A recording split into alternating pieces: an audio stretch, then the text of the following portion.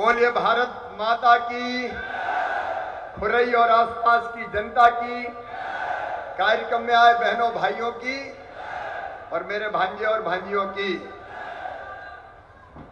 देवभूमि उत्तराखंड से हमारे बीच पधारे हुए उत्तराखंड के लोकप्रिय यशस्वी, जिन्होंने उत्तराखंड को बहुत कम समय पर नई ऊंचाइयों तक पहुंचाया है, ऐसे वहां के लोकप्रिय मुख्यमंत्री आदरणीय पुष्कर धामी जी, तालियां बजा के उनका अभिनंदन कीजिए, उनका स्वागत कीजिए।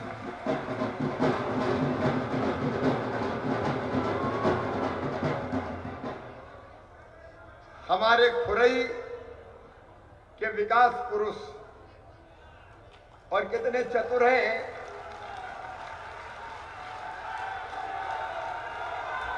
मैं अगर सही बात कहूं,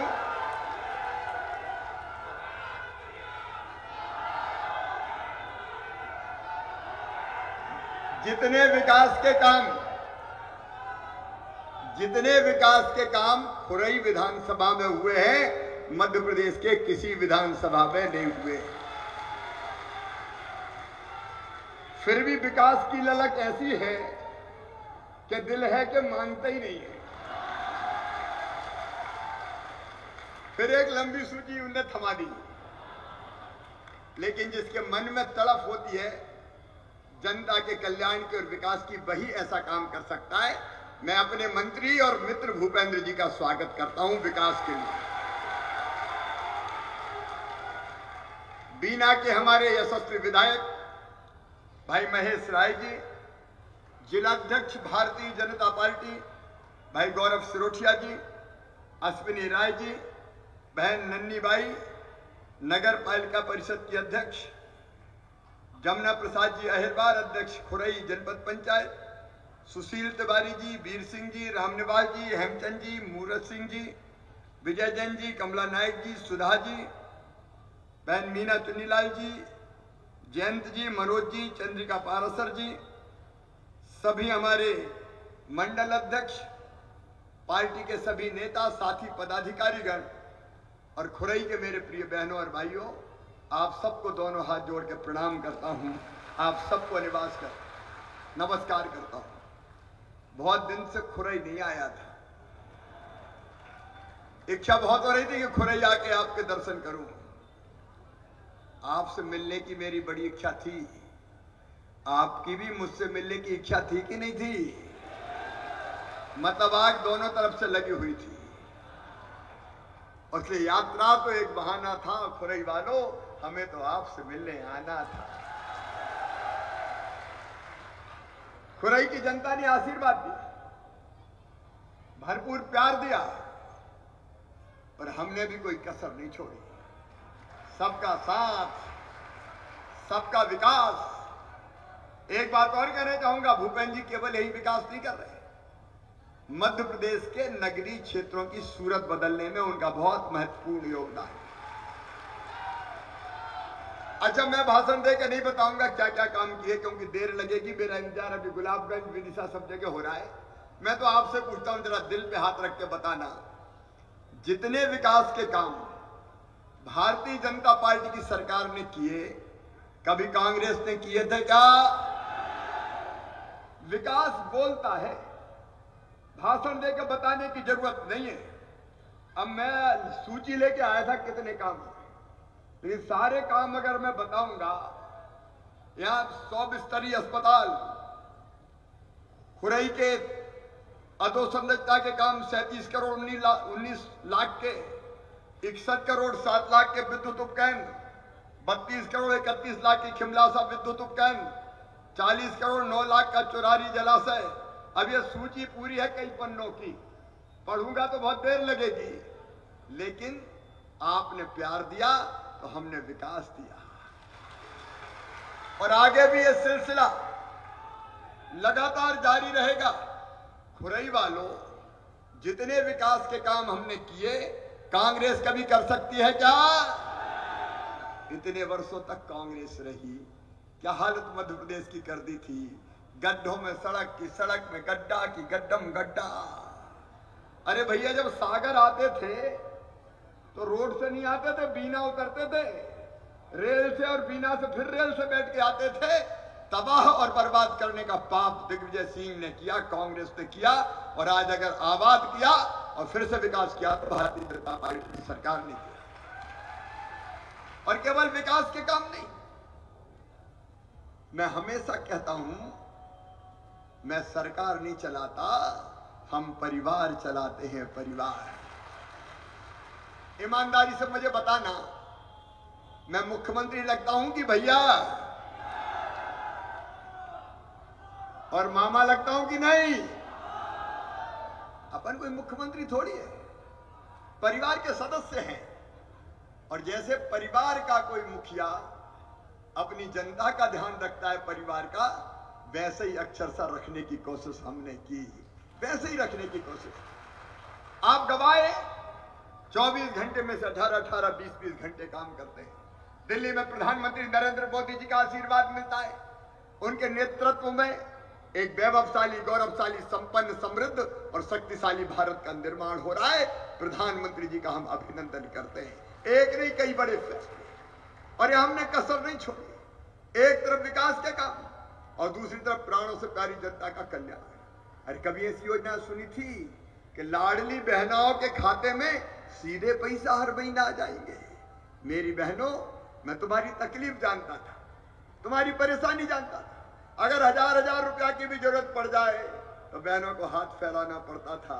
बेटा बेटी कह दे कि मां कपड़े दिला दे तो मां की आंखों में आंसू आ जाते थे, क्योंकि दिलाने के पैसे पास नहीं होते थे। और इसलिए मेरे मन में आया कि बहनें मुझे भैया कहती है।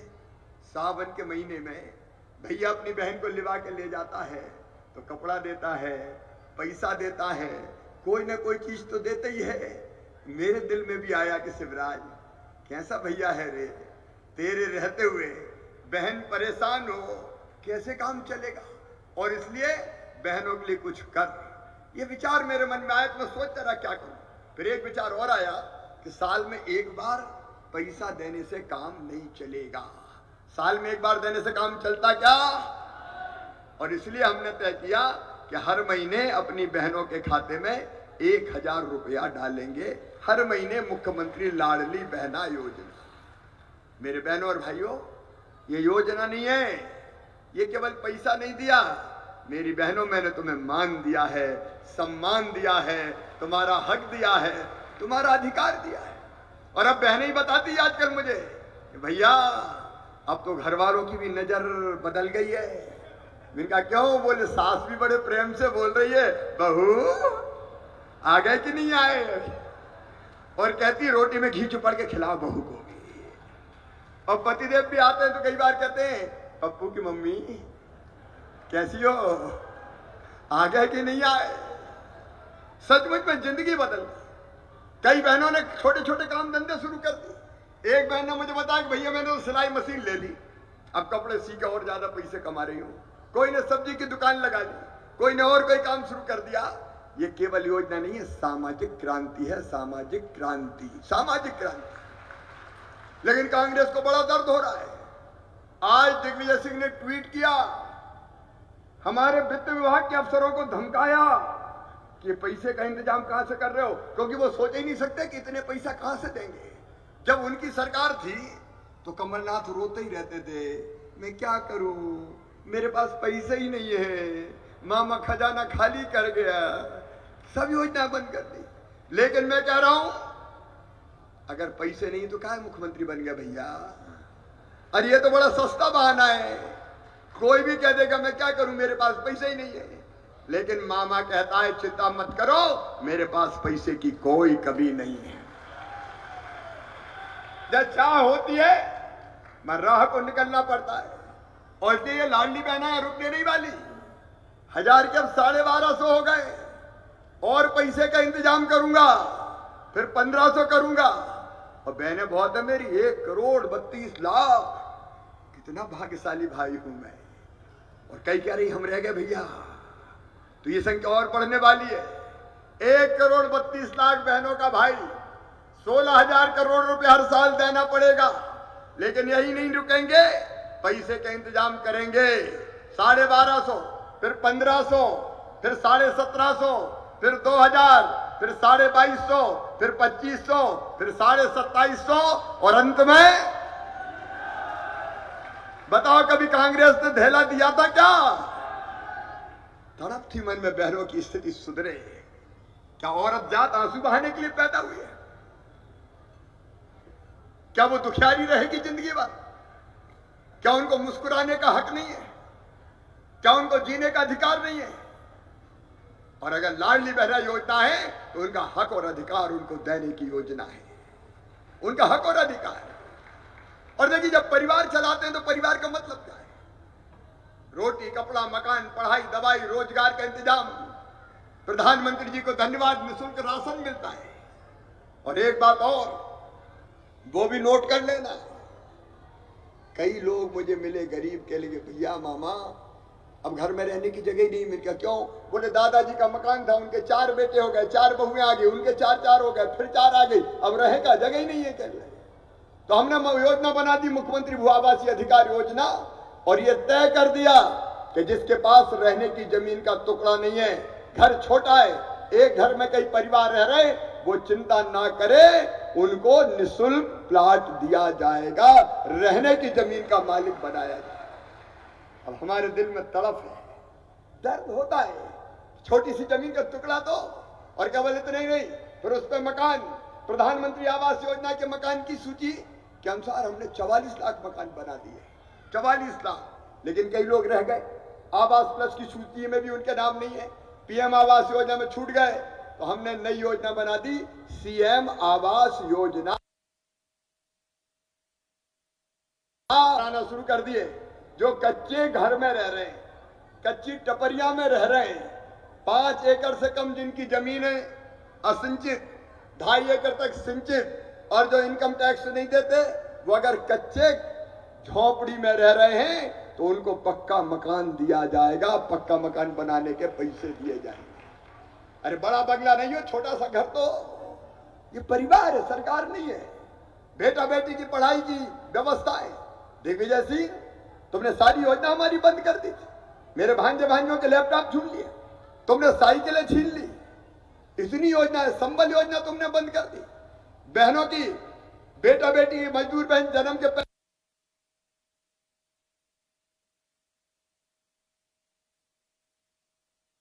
पहले 4,000 और 12,000 में देता था, वो बंद कर दी।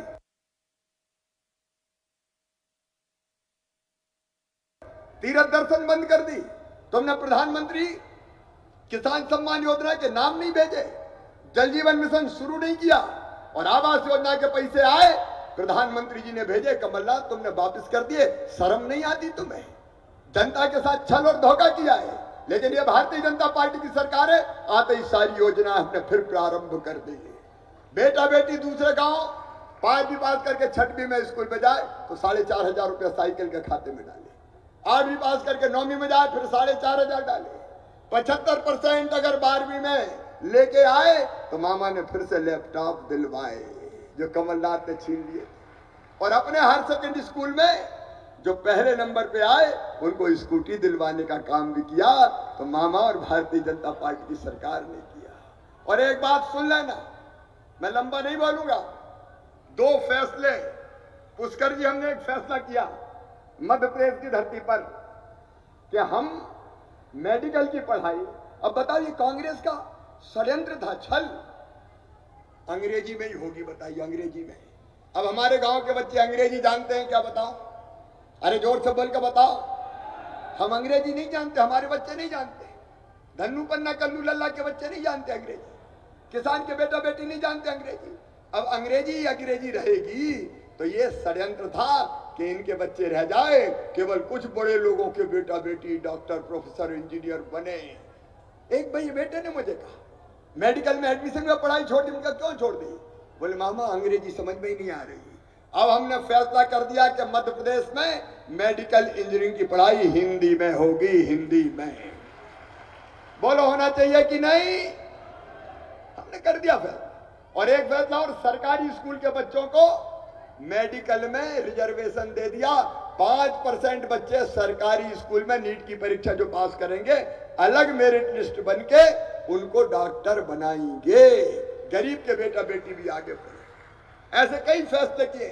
और आप जानते हैं, मैं आज आपसे कह रहा हूं कि बच्चों की पढ़ाई की चिंता मत करना, मामा काहे के लिए है। अगर उनका, हमारे बच्चों का एडमिशन अपनी मेहनत से मेडिकल इंजीनियरिंग कॉलेज में होगा और वो मेधावी विद्यार्थी हैं और परिवार की आय 8 लाख तक है, तो फीस की चिंता मत करना। प्राइवेट मेडिकल कॉलेज में 12 लाख रुपया साल फीस लगती है। बताओ गरीबों के बेटा बेटी दे सकते हैं क्या? अरे दे सकते हैं क्या? तो उनकी फीस मम्मी पापा नहीं भरवाएंगे। कौन भरवाएगा? मामा भरवाएगा। काय की चिंता? परिवार की सरकार। आयुष्मान भारत योजना प्रधानमंत्री जी की 3 करोड़ 61 लाख हमने रजिस्ट्रेशन करके कार्ड बना के दे दिए। ये जिंदगी बदलने का काम भारतीय जनता पार्टी की सरकार कर रही है। और इसलिए मैं आज आपसे आशीर्वाद मांगने आया हूं। दिग्विजय सिंह धमका रहे थे वित्त विभाग वालों को, ये पैसे कहां से ला रहे हो, पैसे कहां से ला रहे हो? अरे हमारे पास है तो ला रहे हैं। जलने वाले जला करें, हम रुकने वाले नहीं है। विकास के लिए, जनता के कल्याण के लिए धन आता रहेगा। और भूपेंद्र जी, आज आपने खुरई में फिर अनेकों सौगातें मानी। मैं तो तैयार होके नहीं आया था, मैंने कहा अब तो भरपूर हो गया, अब क्या कमी है। और इसलिए अभी तो आपका अस्पताल का आपने ऑप्शन दिया है, वो ही अस्पताल 150 बिस्तर का आपने कहा है, वो बढ़ा के 150 बिस्तर का अस्पताल कर दिया जाएगा। बाद में देखेंगे मेडिकल की तरफ भी हम लोग बढ़ने का काम करेंगे। अब मैं सब चीजें बोलूंगा तो देर बहुत लगेगी, लेकिन आपने एक जगह कॉलेज की बात कही, बांद्री में, बरोदिया में, तो बरोदिया में कॉलेज और बांद्री में ITI खोल दिया जाएगा। बाकी एक बहुत बड़ी घटना भूपेंद्र जी ने जिसका जिक्र किया, 50,000 करोड़ का निवेश आ रहा है अपने बीना में। 50,000 करोड़ का 2,15,000 बच्चों को रोजगार मिलेगा। इस इलाके की तस्वीर बदल जाएगी। जमीन के रेट कितने हो गए वहां पता है? जमीन के रेट बंबई के आसपास पहुंच गए। वहां इतनी इंडस्ट्री आ रही है। और भूपेंद्र जी सीधे भोपाल से बीना, बीना से खुरई और खुरई से सागर इंडस्ट्रियल कॉरिडोर बनाया जाएगा। यहाँ कारखानों की झड़ी लगाई गया। और ये यहाँ जो जो खाली जमीन है सरकारी, उसको हम रिजर्व करवा रहे हैं ताकि नई नई इंडस्ट्री वहां आ सके। और खुरई वाले भी इंडस्ट्री लगाए। भाई महेश्वरी जी, आओ यार आगे लगाओ इंडस्ट्री, अपना राज्य क्या चिंता करते हो आप? अपन भी इंडस्ट्री लगाए, कोई बाहर वाले थोड़ी आएंगे। यहाँ के बच्चों को मैं अपील करता हूँ, तुम लगाओ इंडस्ट्री। मुख्यमंत्री उद्यम क्रांति योजना के अंतर्गत तुमको लोन मिलेगा जिसकी गारंटी हम लेंगे और ब्याज की सब्सिडी भी देंगे। तेजी से आगे बढ़ना है, पीछे पलट के नहीं देखना है। और इन सब कामों को निरंतर जारी रखने के लिए आप सबका आशीर्वाद मांगने आया हूं, आशीर्वाद यात्रा के माध्यम से। बोलिए, सबका आशीर्वाद मिलेगा? फिर से बीजेपी की सरकार बनना चाहिए कि नहीं? फिर से खुरई में भूपेंद्र जी और भाजपा जीतना चाहिए कि नहीं? तो आओ मेरे बहनों और भाइयों, आशीर्वाद दीजिए भारतीय जनता पार्टी को, आशीर्वाद दीजिए मोदी जी को, भूपेंद्र जी को, और आशीर्वाद मामा को भी दे दो सब। बोलिए, सब तैयार हैं? फिर भारतीय जनता पार्टी को जिताएंगे, कमल के फूल की बटन दबाएंगे। तो उठाइए मेरे साथ दोनों हाथ, बांधिए दोनों मुट्ठी और भारत माता की जय बोल के भाजपा को जिताने का संकल्प लीजिए।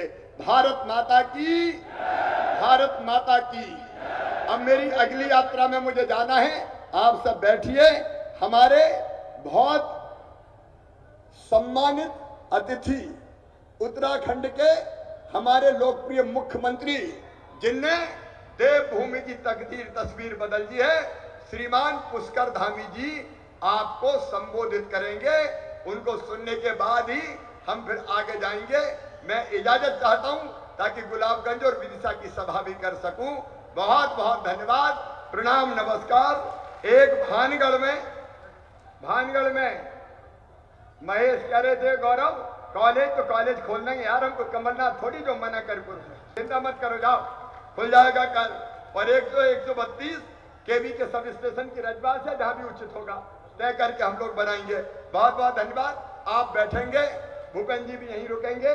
मैं अगले कार्यक्रम के लिए जाऊंगा। एक बार पुष्कर जी का दोनों हाथ उठा के ताली बजा के स्वागत कीजिए। बहुत बहुत धन्यवाद। बहुत बहुत धन्यवाद माननीय यशस्वी मुख्यमंत्री माननीय श्री शिवराज सिंह जी चौहान, जिन्होंने आज खुरई क्षेत्र के लिए अनेक सौगातें प्रदान की हुई। कार्यक्रम अभी हमारा जारी है। आप सबसे आग्रह है, कृपया अपने स्थान पर बैठिए। और अब मैं आपको बताना चाहता हूं, देवभूमि मान्यता है कि यहाँ के कण कण में देवताओं का निवास है।